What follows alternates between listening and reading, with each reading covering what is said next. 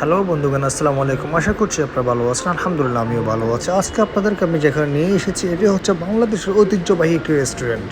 এই রেস্টুরেন্টের নামটি হচ্ছে ঘরোয়া রেস্টুরেন্ট। এটি হচ্ছে বাংলাদেশের ঐতিহ্যবাহী একটা জায়গা, যেটা হচ্ছে মতিঝিল শাপলা চত্বরের পূর্ব দিকে মধুমিতা সিনেমা হলের অপোজিটে এই রেস্টুরেন্টে অবস্থিত। এখানকার সবচেয়ে খাবার হচ্ছে ভালো ফেমাস খাবারটি হচ্ছে কাশির খিচুড়ি। এখানে ডেইলি প্রায় 50 থেকে 60টা ছাগল জবাই করা হয়। তো যাই হোক, অবশ্যই আপনারা এখানে খেতে আসবেন। এখানকার খাবার খুবই সুস্বাদু। Thank you, bye by.